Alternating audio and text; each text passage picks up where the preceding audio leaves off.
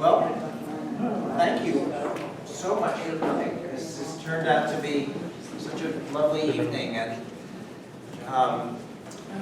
just wanted to have a chance for us to kind of gather a little bit more with our attention all on the, he's not exactly the guest of honor because he lives here, but the host of honor, yeah. And I think Bill is going to be hosting people in Cleveland whenever anyone wants to go there. But I think it would be nice if Bill could tell us a little bit about where he's going to be landing, in case some people don't know what this next chapter is going to be about for Bill. So I wanted to just tell us a little bit of a story, and I think I'll play a couple of movements of Bill's violin sonatas, which are contained in this volume. And this was my introduction to Bill when it came into my faculty mailbox at Duke University. This was like something that Bill has not had any problem doing in his lifetime, taking phone calls. And he's not averse to that. And so Bill presented these to me, and then there's a picture inside of Bill playing on, I'll just pass this around actually, on the electric violin that he attempted to play in the early 2000s. And it's a very exciting turn of events now for Bill that in 2017 it looks like he's actually going to be able to play violin again.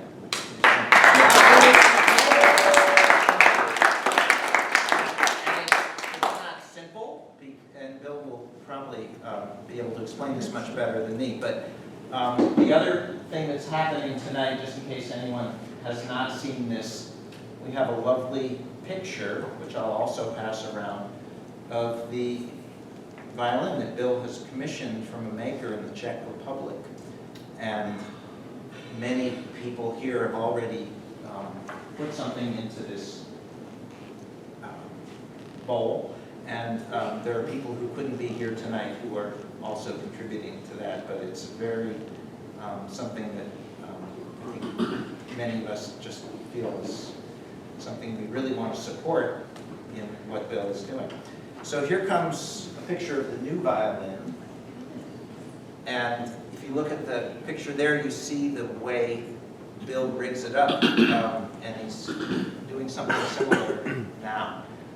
So yeah, I think after we've had a chance to speak, I'd love to sort of round up the kind of gathered part of the evening by playing a couple of my favorite movements from the violin sonatas.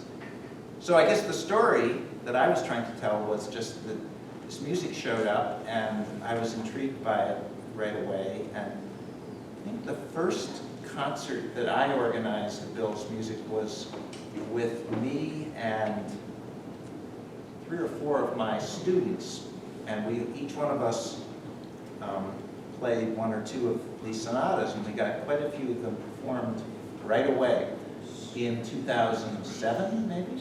6, okay.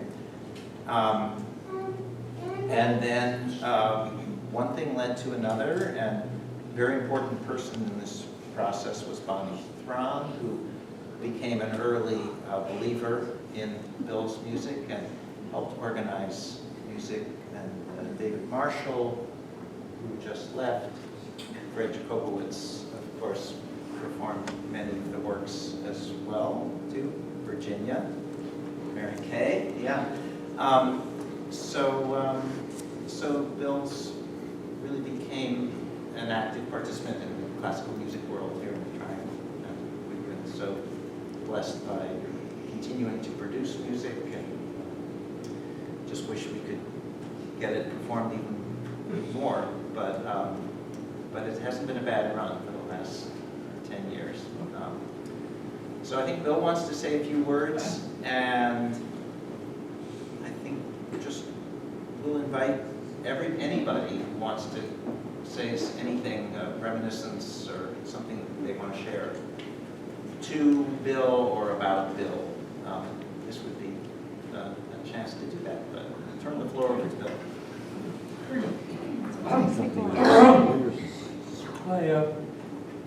Yes, it's quite the exercise in finding out what your attachments are when you move. It's a very, very interesting thing to do, and I used to do it all the time. I lived on the road continuously for 2 years in Winnebago until I realized I'd wake up in the morning and I wouldn't know what state I was in. Just like a strange, dizzy factor there. State of confusion. And, but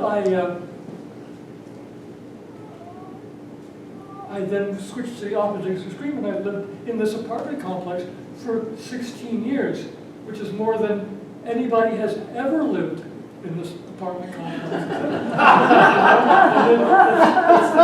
That doesn't ever happen. Because I would benefit greatly from it because there's a dumpster over there, and so people going back to China, they can't bring their suitcases. They can't bring. I've got a 20-pound bag of rice and a rice cooker and a suitcase to move it in, and so I've benefited greatly from the mobility of other people, and now it's my time to move, and it's daunting. I mean, it's a scary thing to lose your paycheck when you get used to one, and you get used to it pretty quick. I've had one for 7 years, never had a job before, and I had one, and it was a pretty sweet job too. But it's it really was time for me to go, and even if it hadn't been from a budget cutback because they got to pay $2.5 million to their basketball coach, and these things that make it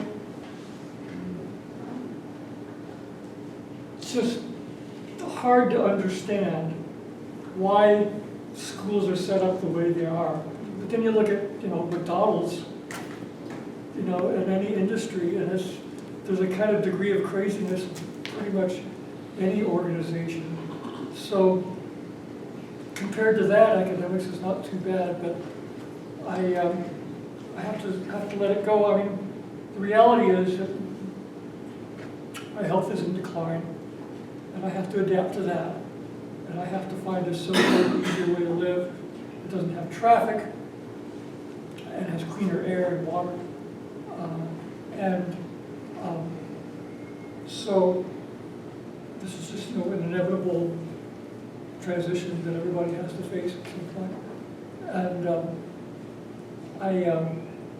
I'm very grateful this cortisone shot on my shoulder is now making it possible for me to play violin. So eventually, it's going to take a few more months before I'm presentable. But the things that I want to play are ferociously difficult. And so it's going to be a contest to see if I can get the chops up enough to play them. But if I do, it will be posted on my website. And I will bug people to listen to it until they do. So because I have no recordings of my own performance at all, available at all. So this could be a big change. The place I'm moving is a beautiful little town, 800 people, 900 cows. It's got one blinking yellow and red light, and it's got more churches than bars, and it's really a very pleasant place to live. And I lived there for 3 years, 26 years ago, and so I know what it's like. And I'm going to be rooming with an 85-year-old retired engineer who's just a really cool guy, very smart, and obviously a tolerant sort. And so I think I'm going to get spoiled pretty quick because I can walk out my door and I'll be in the woods. It's pretty cool. It's pretty cool. So, but I will be back from time to time, major holidays, concerts, and so forth. But for me, it's a 2.5, 3 hour drive, 136 miles out. So it's taxing. It's a big deal for me to drive that far. So I may be pestering people for overnight stays. But, and of course, you're all invited to come out anytime. And the zoo is a pretty nice place to be because it's halfway in between us here and there.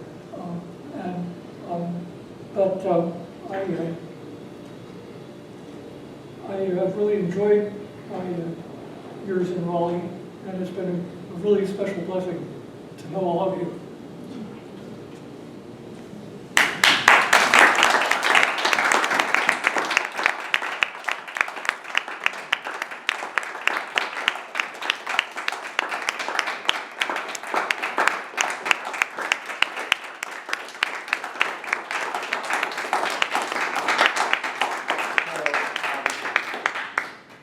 Lovely if anyone would like to just say something, share a memory, or just share some appreciation of Bill. Well, sure. Well, firstly, I greatly appreciate his music, and his life story is in a hyper-modern way as rich as the music track and the physics track. It looks like we might be having some ball lightning this evening, I'm going to be having help with the transition as well. Yeah, I think your music is up there. Of course, it's played by the choppy string quartet of comparable ensembles, but it's superbly crafted. I want to thank you for the pieces that you've written for me and my husband and our daughter. It's been a joy to play them.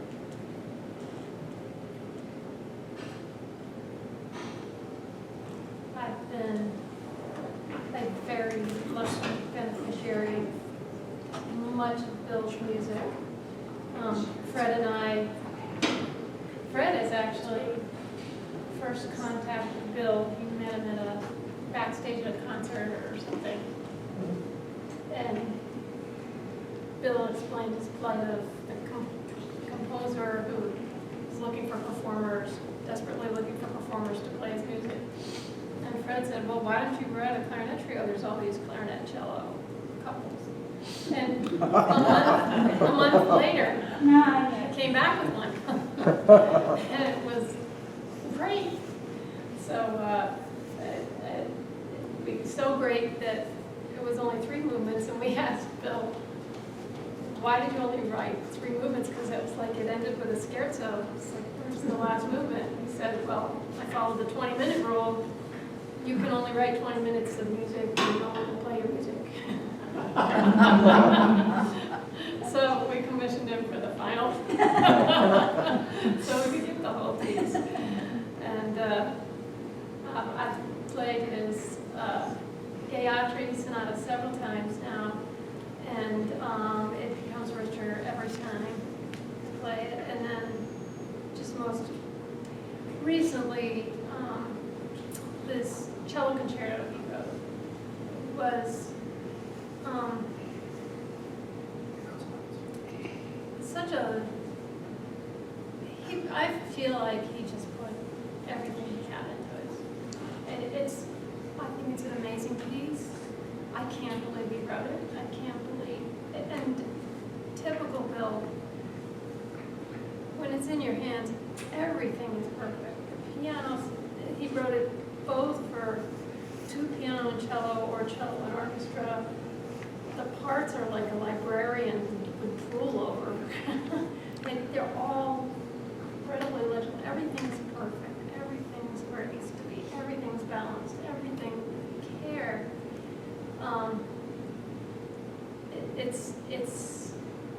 love that goes into it, the love and the care and the concern is just constantly ever present.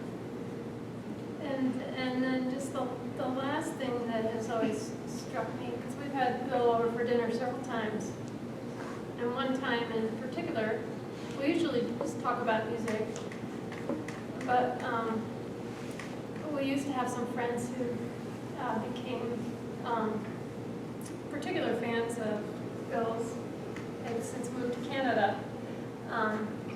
And their parents came along for dinner too, and they were missionaries, and I knew about Bill's past, and I knew about his regular, well, just from musical notation, he has sort of an irreverence about himself.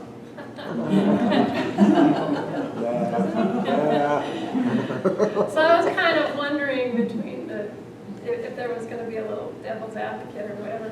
And in fact, I had the window of how incredibly learned and in depth. I mean, Bill has such a real huge wealth of knowledge and wisdom about so many things, and they had such an interesting discussion and history and just all kinds. He's a doer and a thinker and a reader and just a fascinating person. So it's just a pleasure, always a pleasure, always a fascination. I feel very lucky for all your music and just tonight. I don't remember precisely when I met Bill, but I suspect that it was a chamber music concert shortly after we arrived, and I further suspect maybe Steve Reynolds, his physicist friend and professor, probably brought him to the concert. I'm not sure about that, but that would be logical to me now that I think back then. Like Bonnie said, you know, he's forever selling his wares, and invariably would come to all the concerts with suggestions for the performers, send them home with his scores. I hope something came out of any of that. I don't know, but it's been a real privilege to get to know Bill. He's a joy to converse with, and only then we realize when you get off the subject of music and into physics or something, there's a brilliant mind there. And we've loved knowing you, having you here. Wish you all the best, and hope to see you again back here soon. And you know, John and Nancy Lambert have been an amazing support to Bill when he was ill last year. They came through in really stunning ways. And Bill, on top of everything else he has done, has become quite an active critic with CVNC, which is John's creation.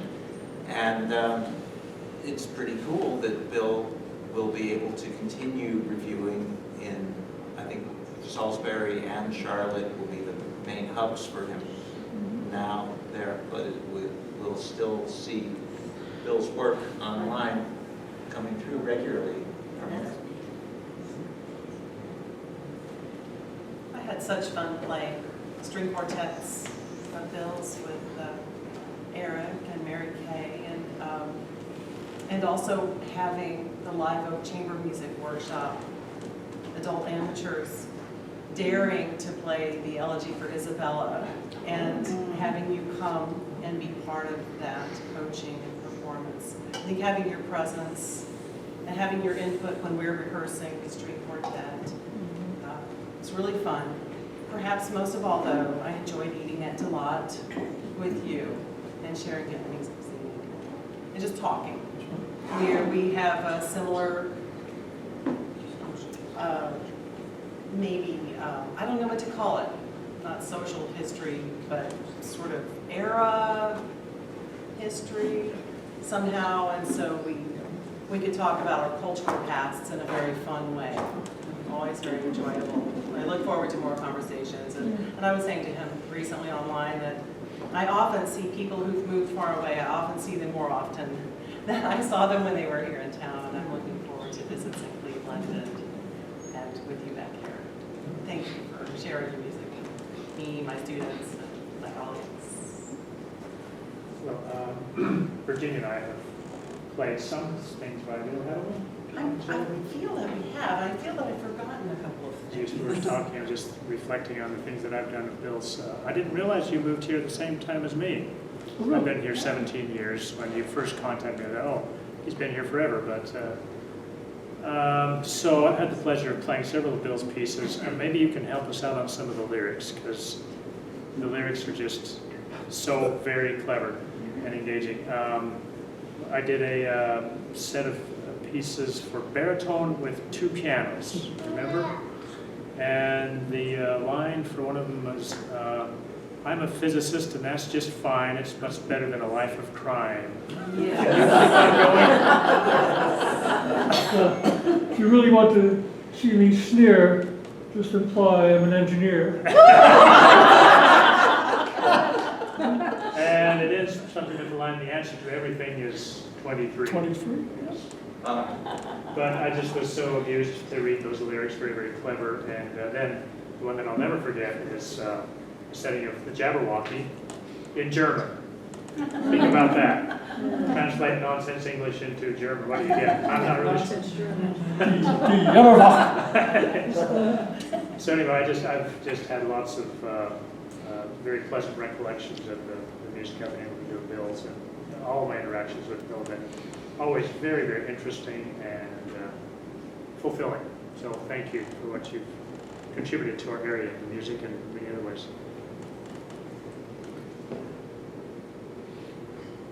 I hope that you can still find time for a little bit of physics.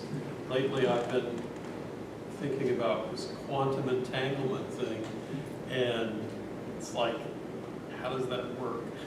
So Trying to get unentangled. that's ripe for discovery. That's the name of one of the movements in the 4th violin sonata. Ah, Tango. what, It's a tango, basically. oh, okay. Tango. And the sounds that he wrote for our daughter, who's a mezzo soprano, are based on Edward Lear, right? Or Ogden Nash. Ogden Nash. Ogden Nash, yes. So, the humor is Yes. tantamount to fun every time. I think I heard that performance of the 3 of you. At Carolyn's. Yeah. Bill's music is just so accessible. You know, unlike anything from many years ago. But it's, I've never heard anything of Bill's that I didn't like immediately. And you can't say the same thing about all contemporary composers. It's not melodic in the sense that it's a corny melody or anything like that, but it's just a very refreshing change, which I think is part of the overall trend these days, actually, back to something that has a line that can be followed, perhaps. Yeah, thank goodness for that. But and the fact that he arranges practically everything he writes for multiple combinations is pretty incredible. Desperation is the mother of invention. Yeah. Whatever. It's nice to have more than one option, and they all seem to work well. Especially when they've been planned by the composer. I Yeah. think that's awesome. You don't get to see the stuff that didn't work. Oh, So, Well, you don't see any of us writing music. Well, just as a listener, I always have an experience of healing when I interact with your music. I really appreciate that. It's profound for me. And I also want to say how grateful I am to be your friend. oh, it's how grateful I am to be friends with you, and I hope that continues. Road trip, anyone? I just have to say, sometimes the way life gets, it seems like the 25 miles between Durham and Raleigh is kind of insurmountable. So I haven't seen Bill for a month, probably, and he's been traveling as well. But we should all just remember what a easy thing it is just to pick up the phone and call people. It's just as easy if somebody's in the same city or a couple hours away. It's Bill and I chat on the phone a lot, and it's a good way, simpler way sometimes to stay connected. Are there other? Skyping is also very good. Skype is cool. And WhatsApp too. Yeah. With the technology we have today, we could all be talking to you every day. Yeah. Drive you crazy. I thought I was getting away. So, thank you all for the contributions that I've seen such an outpouring over there. If you wouldn't mind also just sign your name on the little clipboard there so Bill can remember us in that way too. Are there other folks who would like to speak? I'll just have to echo Nancy's comments about the wonderful character of her music. I can't speak technically like all these marvelous musicians who sit around me here tonight, performers of great ability. My instrument is the CD player. So, and that's the way I came to know Bill's music. Like you, I think we met at a Raleigh Chamber Music Guild event. I think we met at a Raleigh Chamber Music Guild event, and you were dressed to the nines in your lovely white coat, tailcoat. And upon meeting me, you slapped the CD in my hand. Here, take this home and listen to it. I don't remember which number in the sequence it was, but it charmed me. And like Nancy, I love the fact that it's real music, and so much of what was created by contemporary composers is not written for the human ear. It's written for something else, not my ears anyway. And I've enjoyed each of the CDs as they become available, and I find when I play them that they don't get off the CD player and get played over and over and over again. They resonate with me. It's been a delight. So I would like to say too that I don't know Bill so much as a musician, but as the wife of one who considers you a very, very dear friend. Considers you a very, very dear friend. And I too, and my children have had the great good fortune of spending a lot of time with you. On the water in the kayak, walking in the woods, and then you and I sort of steal away and try to figure out the woes of the world. I really love the conversations that we've had over all these years. It's way less musical, more cultural, political, but it always leaves me with such a warm heart, and I really, really love you, Bill Robinson. And just because you're moving away doesn't mean you're going anywhere. And you're always welcome here. And thank you for all the inspiration and quirkiness that you've passed to these two. It is a very wonderful thing to have you in our life and have you in relationship to them. So thank you.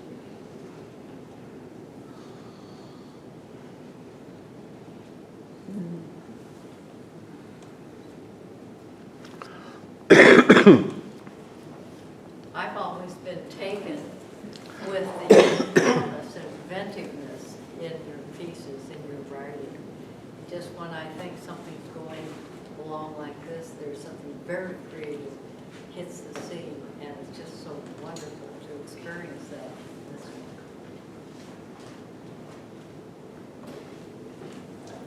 I apologize for a couple of omissions.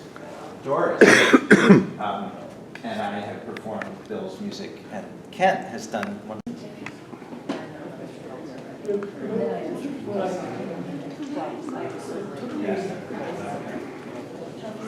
Three or 4 years. Being involved in community, finding people. I came in 2001. Dances. Oh, that's what that When we actually physically met, Yeah. we had the music, we've been in touch. But I walked into the New Year's Day event, 2005 to 2006. Yeah. I walked in the door, and there's this guy carrying a violin. I said, "You play classical music?" He said, "You must be Bill Robbins." That's how we met. That's great. That is great. Talking about me? Yeah. Yes, and that was She's an actor, actually. a couple months after we'd started correspondence. Yeah. Fate.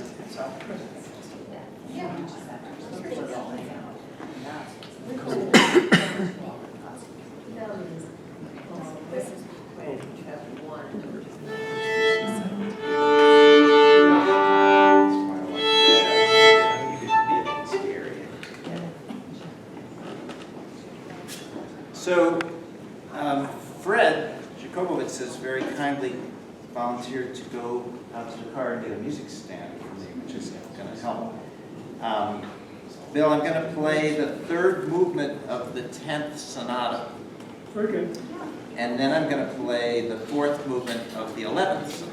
It's the old numbers. Excuse me, yeah, it is the old, because the 11 have now become 10, yeah. Every time I edit my music, it gets shorter.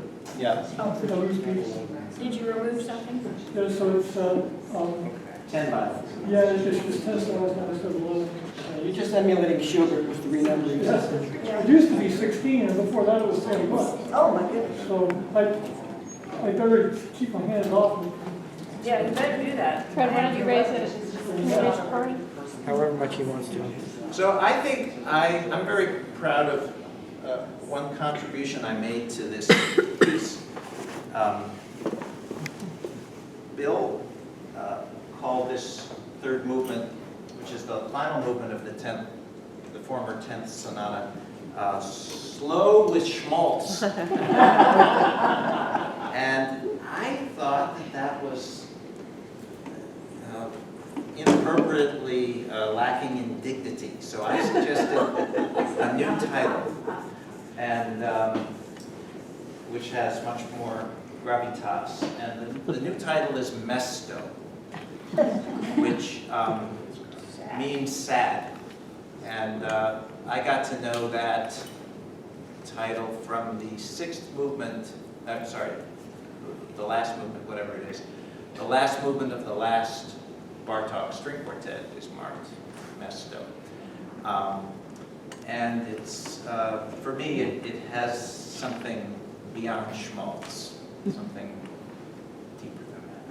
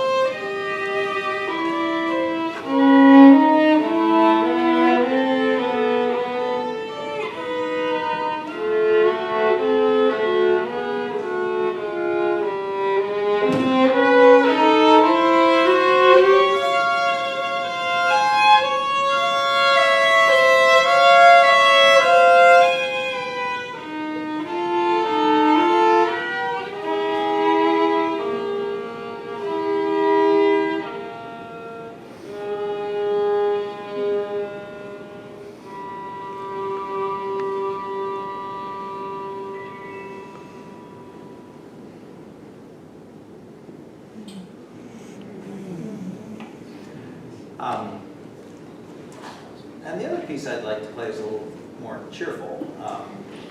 It's the Hodao, which is spelled Hodao. So maybe Bill could give us a little insight on the title. There's a reason. Yeah. It started off as a set of 21 sonatas, and in 64 movements, each one of which was associated with a change in the I Ching, which I couldn't do anymore after I started fiddling away, throwing various movements away. But the last one was a reference to the Taoist. So it's But the also Hodao. to- Yes, also, in fact, I wanted to end with a bang. Okay, so here we go. Let's end with a bang.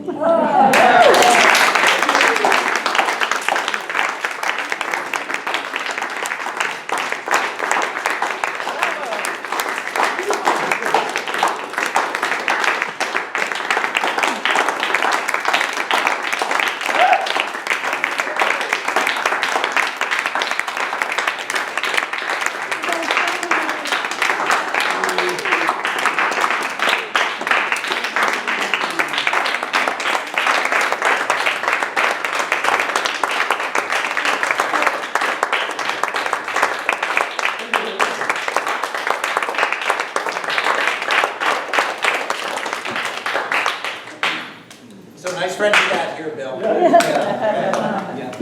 Thank you all for coming, and you're free to leave, but the party ain't over. So. Eric, do you need help Thanks for with playing. laying out chairs or anything like this? Or? Eventually, yeah. I mean, And yeah, if the chairs everybody put their own basically chairs go away. down the side, yeah.